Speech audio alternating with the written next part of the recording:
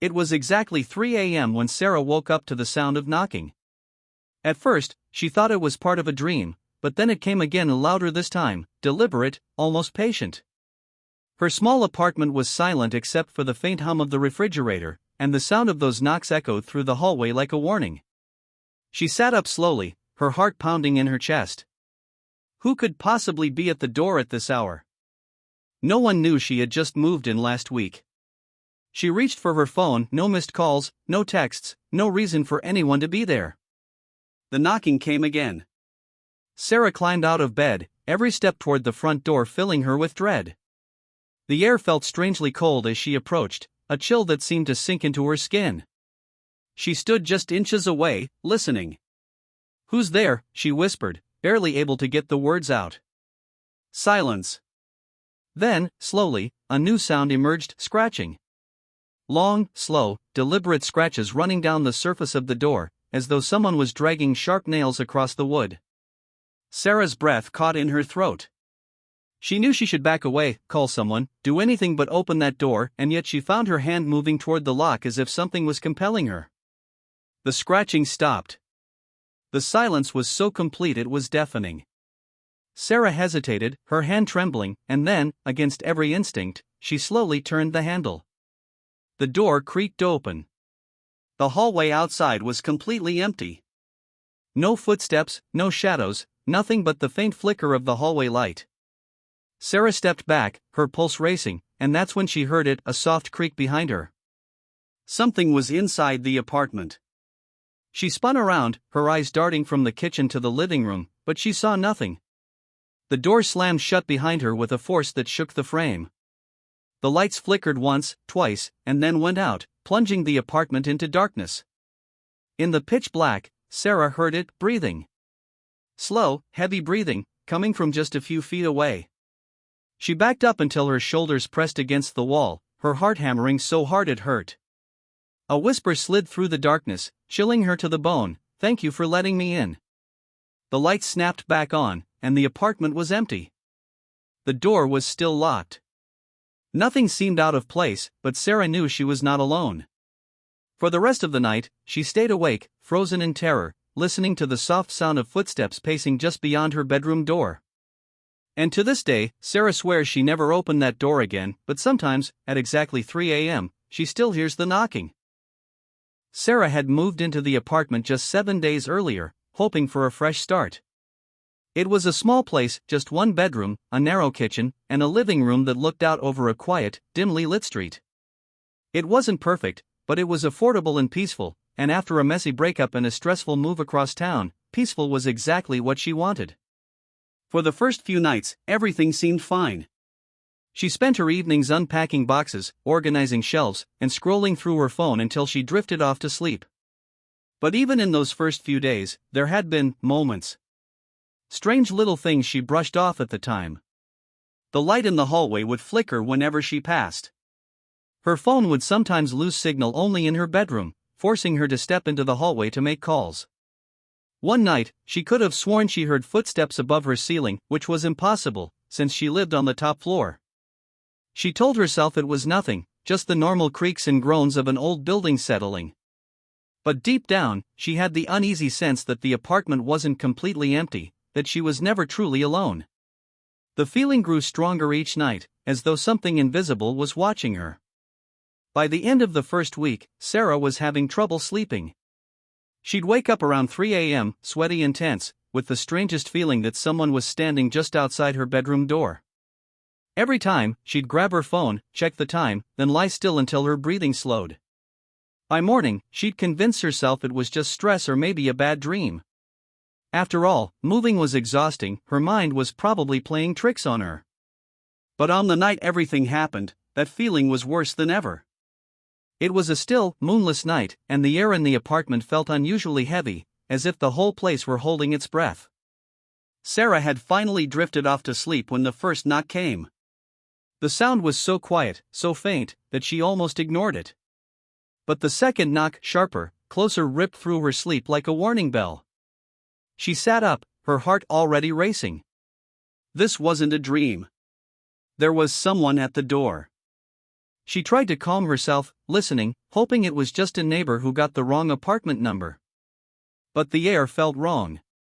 Every instinct she had told her not to move, to stay in bed, to stay quiet. And yet, something stronger, curiosity, fear, or some strange pull she couldn't explain, forced her to get up.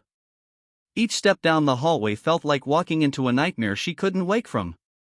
By the time she reached the door, her hands were shaking so hard she could barely hold the knob. She didn't know why, but she was certain that whatever waited on the other side was not human. Sarah stood frozen in front of the door, her breath shallow, her hand trembling inches from the lock. The knocking had stopped now, replaced by a silence so heavy it pressed down on her like a weight. She could hear her own heartbeat thundering in her ears, could feel the goosebumps crawling across her arms.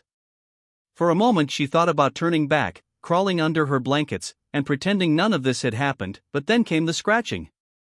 It started softly, almost like a whisper against the wood, and Sarah's breath hitched in her throat.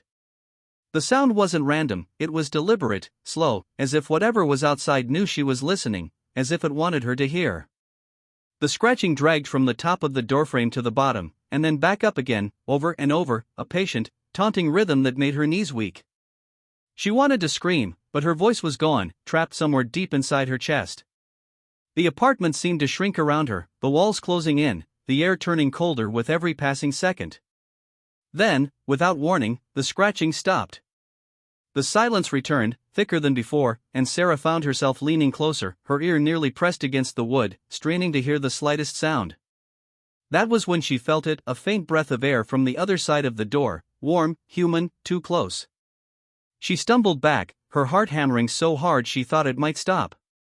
The hallway behind her stretched long and dark, and she suddenly felt exposed, vulnerable, as if the shadows themselves were waiting to swallow her. She fumbled for her phone, her fingers slick with sweat, and turned on the flashlight, aiming it at the door. The thin beam illuminated the wood, and her stomach dropped. There were fresh marks on it, thin, jagged scratches running down the surface that hadn't been there before. She backed away, one step, then another, her light trembling in her hand. She thought about calling the police, but the thought of turning her back on the door terrified her. What if something happened the moment she looked away? She stood there, paralyzed, waiting. Minutes passed, or maybe seconds, she couldn't tell, and just when she thought the nightmare might be over, there came another sound. This time, it wasn't a knock, and it wasn't scratching. It was a faint, rhythmic tapping, like fingernails on glass. Sarah froze, realizing with a chill that it wasn't coming from the door at all. The sound was coming from the window in the living room. Her light swept toward the living room as she forced her legs to move, every instinct screaming for her to run, but she couldn't leave, she had to know what was happening. The tapping continued, steady and slow, as if counting down. When she reached the living room, she hesitated, her breath fogging in the suddenly cold air.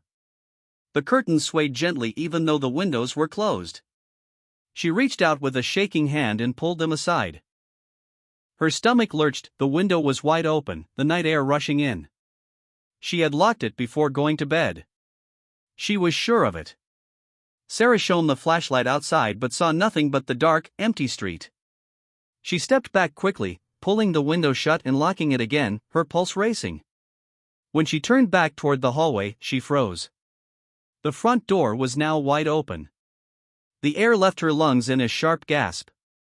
She hadn't touched the lock, hadn't even gone near it, but there it was, swinging gently as if someone had just stepped inside. The flashlight beam trembled in her hand as she pointed it toward the doorway, but the hallway beyond was empty. Slowly, cautiously, she took a step forward, then another, her bare feet making no sound on the cold floor. The apartment felt wrong now, heavier, darker, as though something unseen had crossed the threshold and was now standing just out of sight, watching her. Sarah swallowed hard, her mouth dry, and whispered, "Who's there?" Her voice cracked in the stillness. There was no answer, just a faint sound, somewhere behind her, like soft footsteps retreating down the hallway toward her bedroom. Sarah's chest tightened as she heard the faint sound of footsteps fading down the hallway toward her bedroom. They weren't hurried or frantic, they were slow, measured, deliberate, like someone who knew exactly where they were going. The flashlight in her hand trembled as she aimed it toward the dark corridor, her pulse thundering in her ears. The front door was still open behind her, swinging gently as if mocking her, as if reminding her there was still a chance to run, but her body wouldn't move. She was rooted to the spot, every nerve screaming at her to leave, but something deeper, something primal, kept her standing there, frozen. Her throat was dry as she whispered, "Who's there?" Her voice cracked and echoed down the hallway, swallowed by the silence. No reply came, but the sound of footsteps stopped, and that was somehow worse. The silence felt alive now, pulsing, stretching, growing thicker by the second until it pressed down on her chest and made it hard to breathe. She took one cautious step forward, then another, her bare feet soundless on the cold floor, her flashlight beam cutting through the darkness. The hallway felt longer than she remembered, as though the apartment had stretched, pulling her toward the bedroom. She reached the door and stopped just outside, the light casting long shadows against the wall. The door was half open, it had been closed when she went to bed. Slowly, she pushed it with one trembling finger, and it creaked softly, revealing the room beyond. The flashlight swept across the bed, the dresser, the empty corners, nothing. But then she saw it, the closet door, which she never left open, now stood wide, a yawning black mouth against the far wall. The beam of her light wavered as she aimed it toward the darkness inside. The closet was empty, at least, it looked empty, but the feeling that something was hiding there was so strong it made her stomach twist. She took one step closer, her heart beating painfully hard. As she neared the closet, the air grew noticeably colder, and her breath came out in a pale mist. Somewhere in the silence, she heard it, breathing. Slow, deep, raspy breathing coming from within the darkness. Her grip on the flashlight tightened until her knuckles ached. She wanted to scream, to run, but her legs wouldn't obey. The breathing grew louder, closer, as though whatever was in there was stepping forward. Then, in a sudden burst of courage or desperation, Sarah yanked the closet door fully open and thrust the flashlight inside. The beam revealed only coats and hanging clothes, swaying gently as if someone had just brushed past them. Her heart sank with dread. There was no one there, and yet she could still hear the breathing, right next to her ear. A sudden, icy gust blew past her, slamming the closet door shut so violently that the entire wall shook. The flashlight flickered, then went out, plunging her into total darkness. Sarah stumbled backward, gasping, her hands scrambling against the wall. The apartment was silent except for her own frantic breathing, and then, from directly behind her, a low voice whispered, "Thank you for letting me in." She spun around, but there was nothing, just the oppressive blackness pressing against her. The sound of footsteps erupted, running across the apartment, and then the front door slammed shut with a deafening bang. Sarah dropped to her knees, clutching the flashlight, trying to get it to work, her tears mixing with sweat as her chest heaved. The light finally flickered back on, revealing the room was empty, the closet door standing open once again as though it had never moved. And then came the final sound, a single knock on the bedroom door from the inside. Not the front door. Not the hallway. The bedroom door. The knock was soft, almost polite, but it was enough to shatter the last of Sarah's composure. She bolted from the room, sprinting toward the living room, the flashlight beam swinging wildly as she ran. When she reached the front door, she found it locked from the inside, though she hadn't touched it. Her shaking hands fumbled with the deadbolt as another knock came from the bedroom, louder this time. She threw the door open, stumbling into the hallway outside, gasping for air. When she turned back, the apartment was dark, completely still. The door swung shut on its own with a slow, deliberate creak. Sarah didn't stop running until she was halfway down the hallway, her bare feet pounding against the floor, tears streaming down her face. She collapsed against the far wall, gasping for air, clutching the flashlight so tightly her fingers hurt. For a long moment, she just sat there, listening, waiting to hear the door open behind her, waiting to see something step out of her apartment. But nothing came. The hallway was silent, deathly still, except for the faint buzz of a flickering light overhead. Her breathing slowed, but her hands still trembled violently as she stared at the door, afraid it might open on its own again.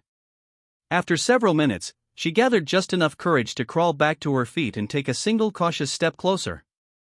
The door was closed now, locked from the inside, the faint glow from beneath it the only sign that the lights were still on. She reached for the handle, hesitated, then slowly pressed her ear against the wood. At first, she heard nothing. Just silence. Then, so faint she almost missed it, she heard it. Breathing. Slow, steady breathing coming from inside her apartment, as though someone were standing just inches from the other side, waiting. Sarah stumbled back, her chest tightening, panic rising again. Whatever was inside her apartment wasn't leaving. It was waiting for her to come back. She spent the rest of the night sitting in the hallway, wide awake, watching the door as if her life depended on it. Every so often, she thought she heard something move inside, the creak of floorboards, the sound of soft footsteps pacing, the faint brush of something dragging along the walls. But she didn't dare open the door again. By the time morning came, Sarah's face was pale, her eyes red from crying, her body numb with exhaustion. As soon as the sun rose, she left. She didn't pack her things, didn't grab her boxes or clothes. She just left. When the landlord later called to ask why she had abandoned the apartment, Sarah refused to explain. She didn't care about her deposit, didn't care about anything except putting as much distance as possible between herself and that place. To this day, Sarah swears she never opened another door at 3 a.m. again. But sometimes, when she lies awake in her new apartment, she swears she hears it, that same slow, deliberate knocking somewhere far away, as if whatever she let in that night followed her. She says she wakes up at exactly 3 a.m. more often now, her phone screen lighting up with that cursed time glowing back at her. And every time, she stays in bed, frozen, listening. Because she knows that if she ever answers that knock again, she might not make it out alive.